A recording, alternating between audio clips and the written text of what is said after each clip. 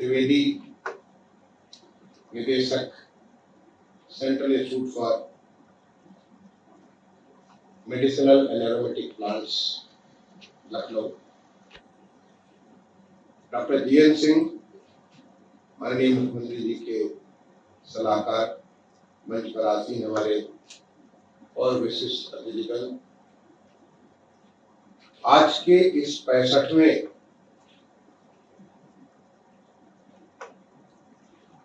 Foundation day में उपस्थित इस संस्थान के वैज्ञानिक, छात्र तथा अन्य देवियों सुजन,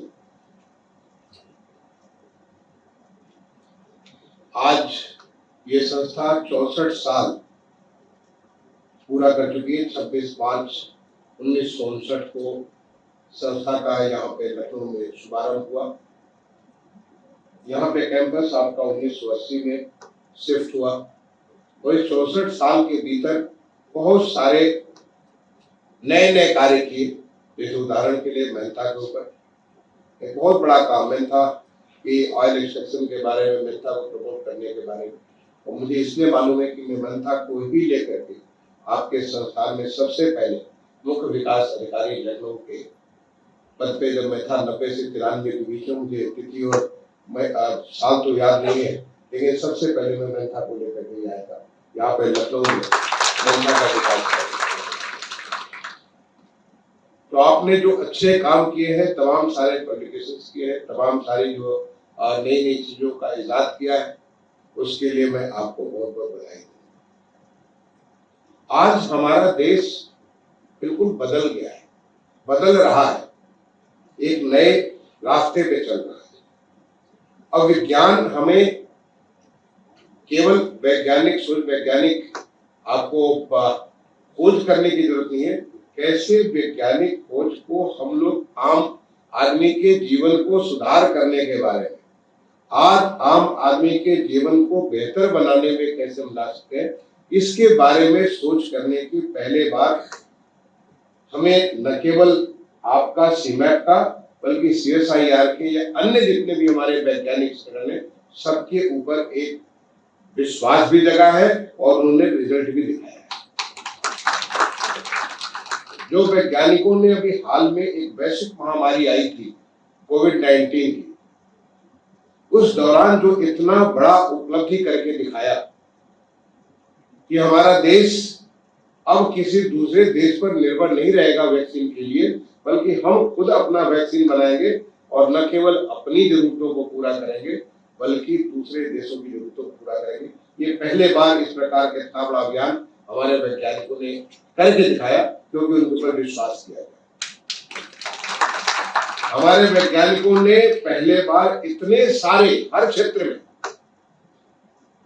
चाहे वो स्पेस साइंसेस के बारे में, चाहे वो मैराइन साइंसेस के बारे में, चाहे वो न्यूक्लियर साइंसेस के बारे में, हर जगह किस प्रकार से वैज्ञानिक सोच को, और आपको मालूम है कि जब माननीय प्रधानमंत्री जी ने एक संबोधन में, जो कि पूरे देश को संबोधन देते हैं, 15 अगस्त को राष्ट्र को संबोधन देते हैं, उन्होंने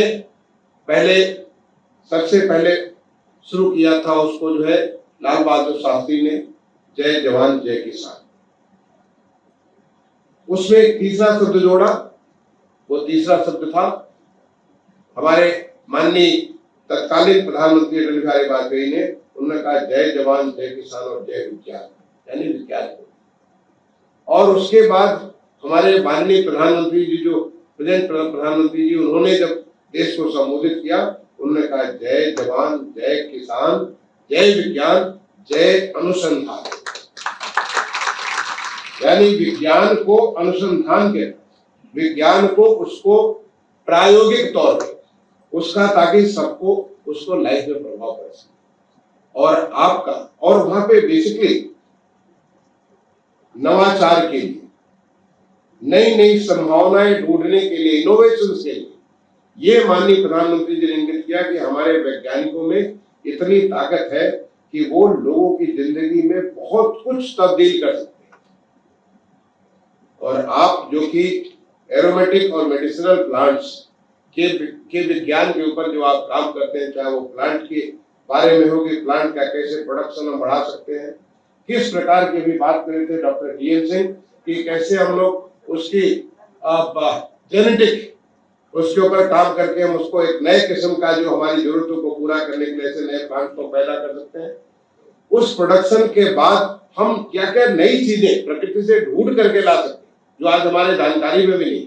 बहुत सारे हमारे पास जानकारी, क्योंकि हमारा देश तो खजाना है। हमारा देश तो हमारे यहाँ औषधियों का जो कहते हैं सारी की सारी औषधियां या तो हमारे हिमालय पर्वत के ऊपर इतनी सारी जड़ी बूटियां भरी पड़ी हैं, और दूसरा हमारा जो ये विंध्य पर्वत है वो सारा का सारा जड़ी बूटियों और औषधियों से पूरी तरह से भरपूर है। हो सकता है आपको जानकारी न हो। जब लक्ष्मण जी को जो मूर्छा आई थी तो उनको लाने के लिए किष्किंधा पहाड़ जाना पड़ा था लाने के लिए, जो कि लेकर के आए थे हनुमान जी लेकर के आए थे। तो वो हमारी जड़ी बूटी थी, संजीवनी बूटी, जिसके माध्यम से उन्होंने किया। और आज इतनी सारी औषधियां जो कि हाल के समय में, मैंने इनका वर्णन तो अगर हमारे देखें तो चाहे हमारे जितने भी सुश्रुत, चरक, पतंजलि, जितने सारे हमारे ये जो औषधियों के बारे में वर्णन कर रखा है, लेकिन उसके बियॉन्ड जाकर के आज बहुत सारा रिसर्च इस देश में हो रहा है। मैं अभी कुछ जब मैं भारत सरकार में सचिव था, हरिद्वार में जब गया पतंजलि विश्वविद्यालय में, मैं किसी कार्यक्रम की वजह से मैं ऋषिकेश गया हुआ था, तो वहां से मैंने इच्छा जाहिर की मैं जाके देखना चाहता हूं कि किस प्रकार से औषधियों का रिसर्च हो रहा है, अनुसंधान हो रहा है। मुझे जान करके बहुत आश्चर्य हुआ कि जो उनका जो लैब है उसमें इतने किस्म की औषधियों का केवल डॉक्यूमेंटेशन, ये फला प्रकार की औषधि है, इस प्रकार का जो ये प्लांट है, इसके प्लांट के फला गुण है, और ये फला गुण से ये फला चीजें कर सकती है, उनका केवल 1 पेज डॉक्यूमेंटेशन, ये अपने आप में बहुत बड़ा चैलेंज। जब मुझे वहां पे वैद्य जो हमारे वैद्यराज हैं बालकृष्णा जी, उन्होंने मुझे सारी की सारी चीजें दिखाई, मेरे आंखें खुल गई कि ये तो इतना सारा खजाना, इतना सारा ज्ञान हमारे पास है। उस ज्ञान को फिर और आगे बढ़ाना आपकी जिम्मेदारी। वो तो डॉक्यूमेंटेशन कर रहे हैं, उसको आगे उस पर फर्दर रिसर्च करके एक ऐसे वो मानव के लिए लाभकारी हो सकता है, तो आपकी जिम्मेदारी। और न केवल औषधियां बल्कि हमारे सुगंध, ऐसे सुगंध के जो जैसे गंध के साथ हमारे पौधे हैं, उनके कितने सारे प्रयोग हो सकते हैं, उनके बारे में भी आप बहुत सारा अनुसंधान करते हैं, बहुत सारी जानकारी करते हैं। क्या वो आपका अनुसंधान हमारे किसानों की जिंदगी को बदल सकता है? क्या आज जो हमारे किसानों की जिंदगी को बेहतर करने के लिए, उनकी आय दूनी, तिगुनी, चारगुनी करने के लिए व्यवस्था कर दी है, क्या आपका अनुसंधान उनके काम आ सकता है? ये काम करने के लिए हमें न केवल उस पौध की जरूरत है कि पौध की जरूरत है या पौध की प्रोडक्टिविटी बढ़ाने की जरूरत है, बल्कि पौध के जो गुण है, जो उसके अंदर जो तमाम सारे माइक्रोन्यूट्रिएंट्स, तमाम सारे उसके जो वैज्ञानिक उसके जो अंश है, उसके बारे में उसको हम कैसे और बेहतर कर सकते हैं, जो हमारी आवश्यकता, जो कि हमारी आवश्यकताओं की पूर्ति कर सकता है। आप उदाहरण दे रहे थे कोविड के दौरान, और कोविड के दौरान हमारी पूरी आयुष, जो हमारा आयुष मंत्रालय है, आयुर्वेद से लेकर के तमाम सारे मंत्रालय के इतना ज्यादा प्रयोग पूरे देश में हुआ आयुष, इसको कोविड-19 को रोक के उसके प्रभाव को कम करने के लिए, और इतना पॉपुलर हुआ, वो उसको बताता है। तो क्या आप उन सारे तत्वों को, जिन तत्वों की वजह से हमारे अंदर किसी भी प्रकार की बीमारी हो सकती है, किसी प्रकार की कठिनाई हो सकती है, क्या आप उसे कर सकते हैं, उसे कैसे ला सकते हैं? ये हमारे वैज्ञानिकों का काम। हमारे वैज्ञानिकों का काम न केवल हम उस पौध के इसकी उसको ही बढ़ाएं, उसके तत्वों को बढ़ाएं, उसके तत्वों को और बेहतर करें, उसके कॉम्बिनेशन को बेहतर करें, बल्कि कैसे वो मार्केट में जा करके वो आय ला सकता है किसान की।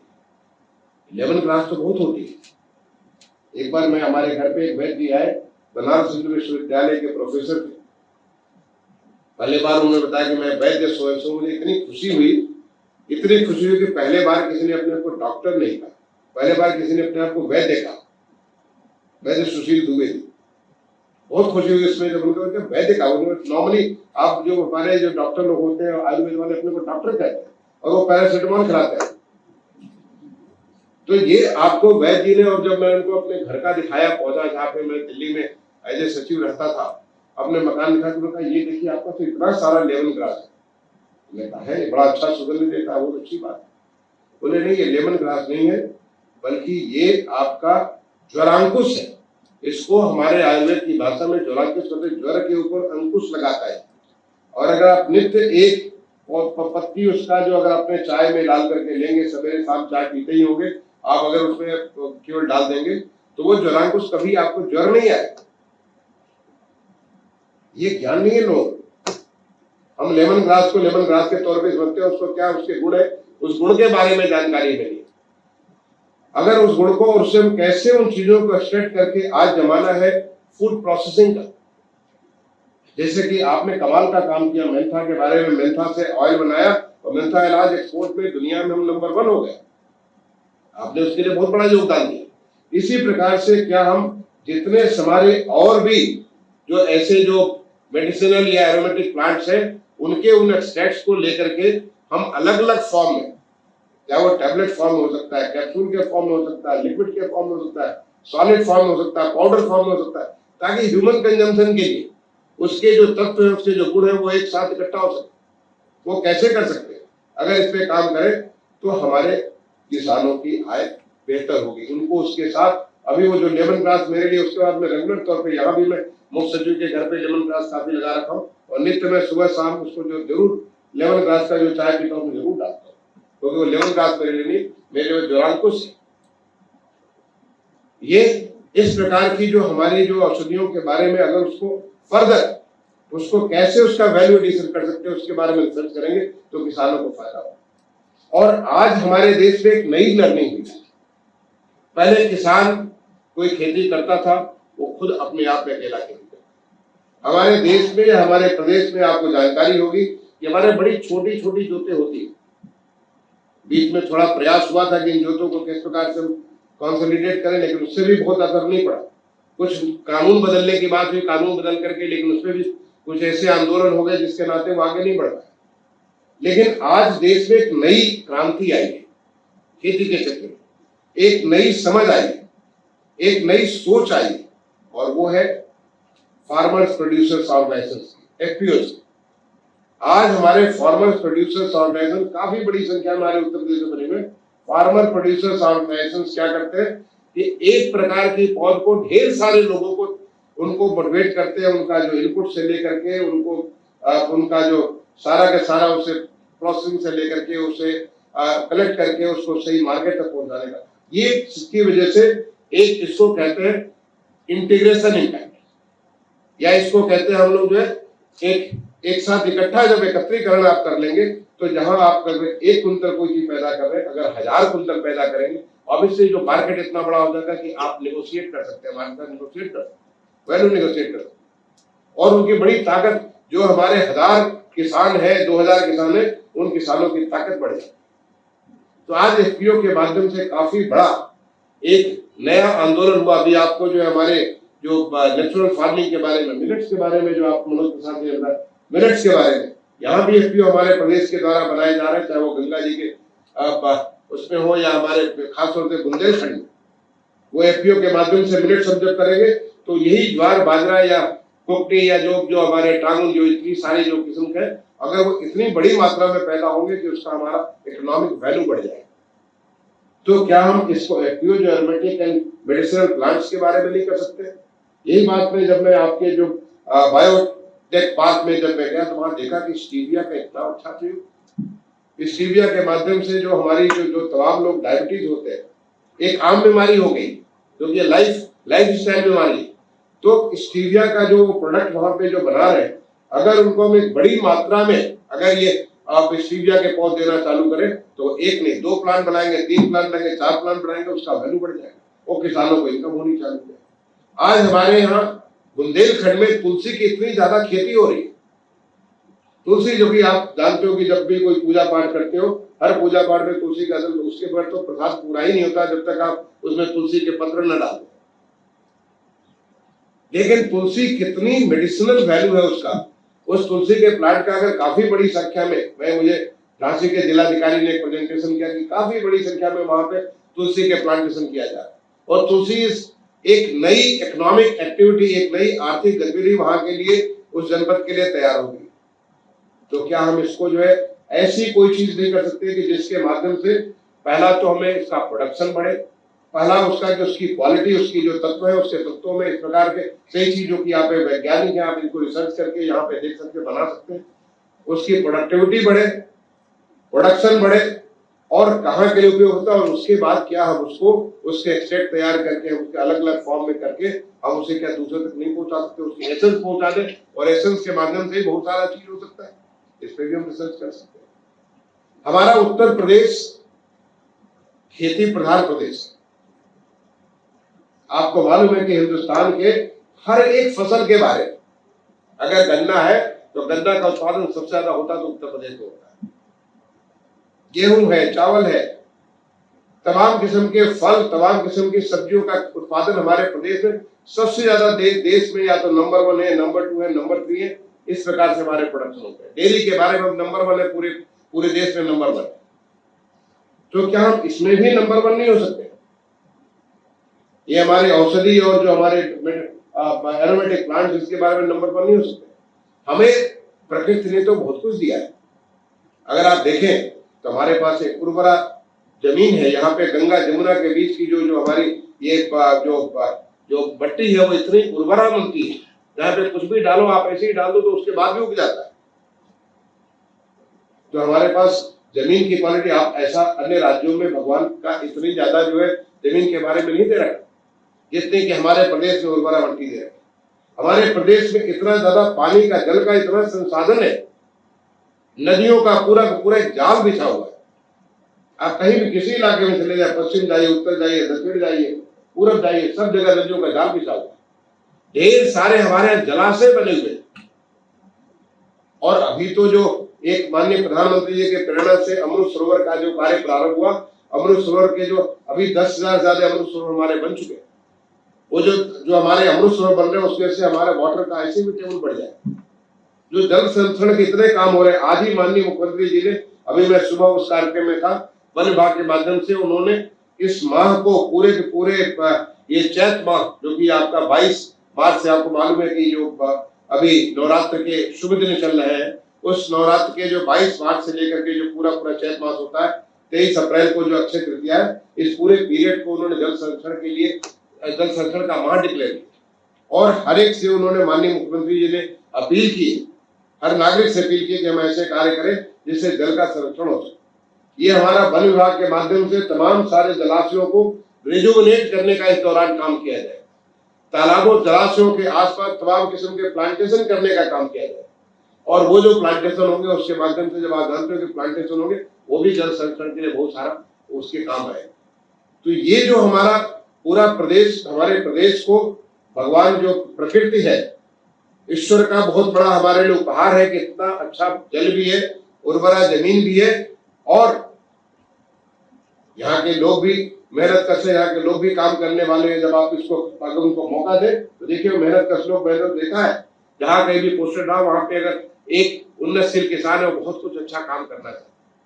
तो क्या हम उसे ऐसी पद्धति दे सकते हैं, ऐसी व्यवस्था दे सकते हैं जिससे उसकी आय को हम दूना नहीं, मैं तो कहूंगा 4 गुना और 5 गुना करें, क्योंकि उसकी आय आप नहीं बढ़ा रहे, बल्कि हमारे देश की ताकत आ रहा है। जब उसकी आय बढ़ेगी तो उसका जो है सब कुछ चीजें, चाहे उसका शिक्षा के बारे में हो, स्वास्थ्य के बारे में हो, अपने सेहत के बारे में हो, हर चीज के बारे में उसकी स्थिति बेहतर होगी। और आज उत्तर प्रदेश जो हमारा नया उत्तर प्रदेश है, विकसित बनने की तरफ जो अग्रसर उत्तर प्रदेश है, वो उत्तर प्रदेश इसी की तरफ आगे बढ़े।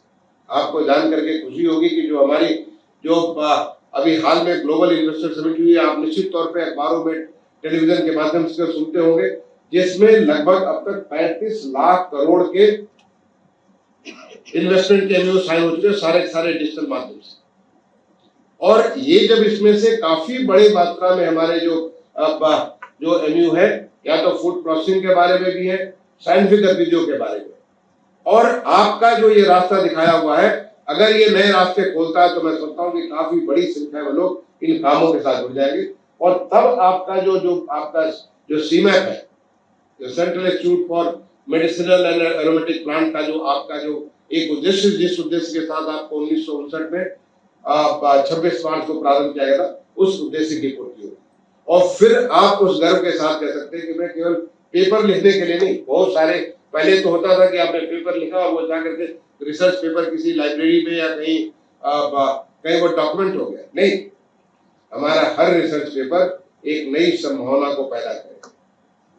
हमारा हर रिसर्च पेपर, वो जो माननीय प्रधानमंत्री ने कहा जय अनुसंधान, वो जय अनुसंधान की गूंज को आगे बढ़ाएगा।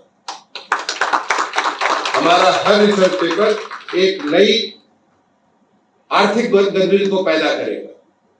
और वो रिसर्च पेपर अकेला भी हो सकता है, ग्रुप में हो सकता है। और जब मैं ग्रुप की बात करता हूं तो ग्रुप का मतलब नहीं कि इस कॉलेज में, आज तो ग्रुप हमारे डिजिटल माध्यम से देश दुनिया अब तो बहुत छोटी हो गई है डिजिटल माध्यम से। आप यहाँ पे हैदराबाद है, बेंगलोर में, तमाम सारी जगह आप काम कर सकते हैं, एक साथ काम कर सकते हैं।